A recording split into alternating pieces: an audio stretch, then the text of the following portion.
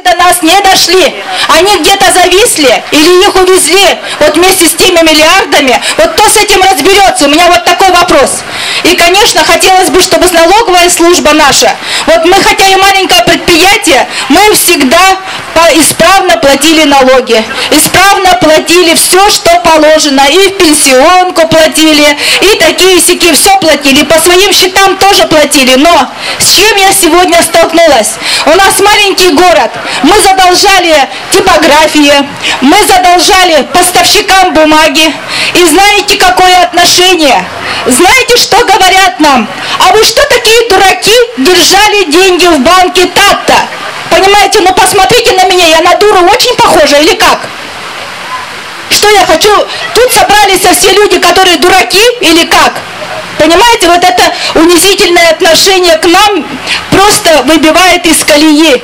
Наш город маленький, и люди, которые нас знали много лет, вот сегодня о нас так думают. Это очень большие репутационные потери, понимаете? Я 15 лет издаю народную газету «Крым».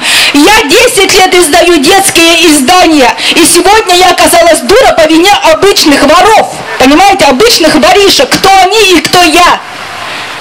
И поэтому я хочу прежде всего справедливости, чтобы с пониманием относились к нашей ситуации, чтобы не держали нас за каких-то либо дураков, либо людей, которые уклоняются от всего, начиная налогами, кончая своими долгами. Что значит социально незначимый банк? Как это социально незначимый банк? Когда даже в нашем регионе номер 1 в Крыму работал его филиал, и во многих городах страны работал его филиал. Я абсолютно согласна. Надо нам сейчас всем миром, не только клиенты банка ТАТА, но вся республика должна попросить о том, чтобы его перестали называть банкротом, чтобы от него отозвали статус банкротства, потому что это очень легкий выход из положения для Центробанка, для Нацбанка, для всех, кто за это зарплату нехилую получает и должен был следить, чтобы тоннами деньги не вывозили, понимаете? Мы живем в 21 веке, а нас обувают постоянно, как дураков и лохов. Но давайте мы это уже прекратим, потому что уже нет никакого желания за какие-то за чужих воров на себя пялить маску дурака. Что я еще хочу сказать? Вот недавно Арсений Сергеевич, выступая, сказал, что будет каким-то образом содействовать решению этих проблем. Знаете, клиенты очень неоднородные. Кто-то десятками миллионов потерял, кто-то потерял свои...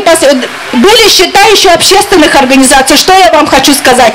У Союза журналистов нашего какие-то крохи были там, деньги, чьи-то больничные, чьи-то пособия туда поступили, понимаете? И они тоже пропали. Понимаете, вот что происходит? И что хочется? Хочется, чтобы, конечно, в первую очередь наше родное правительство все-таки в эту трудную минуту нам чем-то помогло. Хоть словом, хоть делом, а лучше рублем. Согласны? Чтобы нам как-то компенсировали наши потери.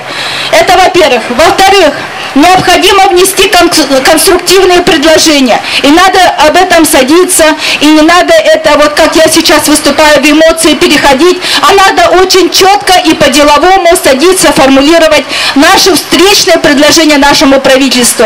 Если поручение дано, оно каким-то образом будет решаться. Будет, наверное, какие-то институты развития предпринимательства региона пополняться дополнительными средствами или как-то. Надо в первую очередь помочь тем, кто очень сильно пострадал, у кого много маленьких детей, у тех, у кого большие долги перед поставщиками, сторонними организациями. Это все восстановить возможно. И я предлагаю инициативной группе создать некое портфолио, ну скажем, какую-то базу данных конкретно по пострадавшим, для того, чтобы был детальный разговор.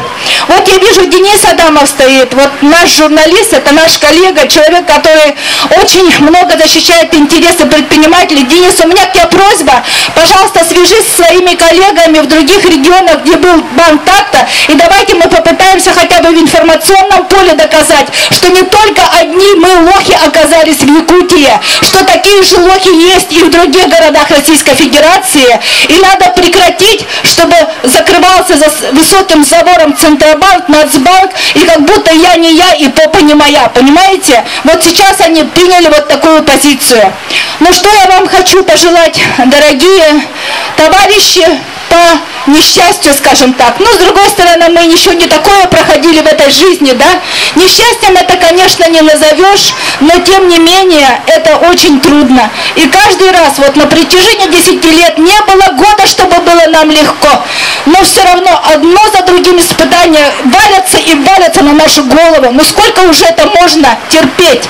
Поэтому, дорогие друзья, собратья, по этой такой ситуации сложной, желаю вам силы духа, как всегда, нам его не занимать. И давайте мы конструктивно, все вместе, независимо от того, у кого сотни миллионов, там десятки миллионов, и не отделяя тех, у кого там меньшие суммы, давайте объединимся и выработаем какие-то реальные предложения. Все вы грамотные, юридически подкованные, и чтобы это были реальные предложения, а не просто сотрясание воздуха.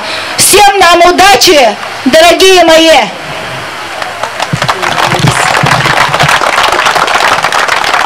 Если у кого-то есть желание выступить, записывайтесь, я здесь записываю.